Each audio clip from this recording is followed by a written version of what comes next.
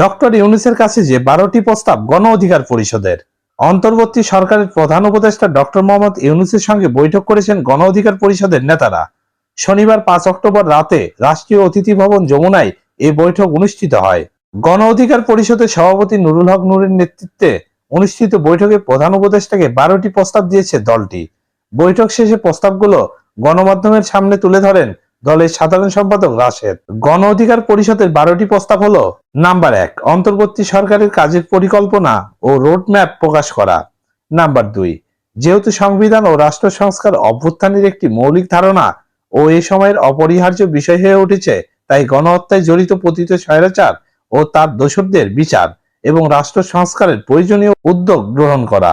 Number 3, সরকারের কাজের সঙ্গে রাজনৈতিক দল ও জনসম্পৃক্ততা বাড়াতে আলোচনার মাধ্যমে দক্ষ, কর্মঠ ও অভিজ্ঞ ব্যক্তিদের নিয়ে উপদেষ্টা পরিষদের পরিসর বাড়ানো।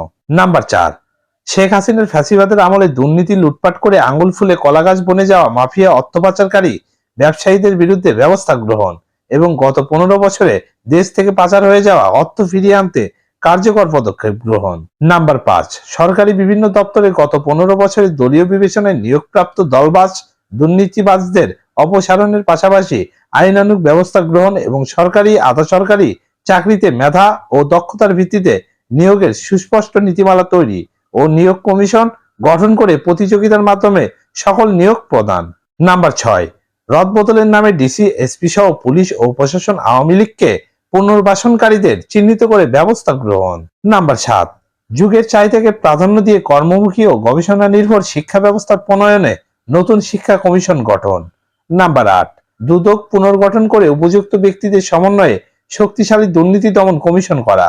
নাম্বার 9, যুক্তরাষ্ট্রের জিএসপি সুবিধা সহ ইউরোপ ও অন্যান্য দেশে গার্মেন্টস ও পণ্য রপ্তানির সুযোগের সৃষ্টি সহ নতুন শ্রমবাজার অনুসন্ধান করে G2G পদ্ধতিতে বিদেশে দক্ষ শ্রমিক পাঠানো। নাম্বার 10, সিটিজেন চার্টার করে দ্রুত সময়ে সব ধরনের নাগরিক সেবা নিশ্চিত করা। নাম্বার 11, দ্বিকক্ষ বিশিষ্ট সংসদ ও সংসদের মেয়াদ 4 বছর করা।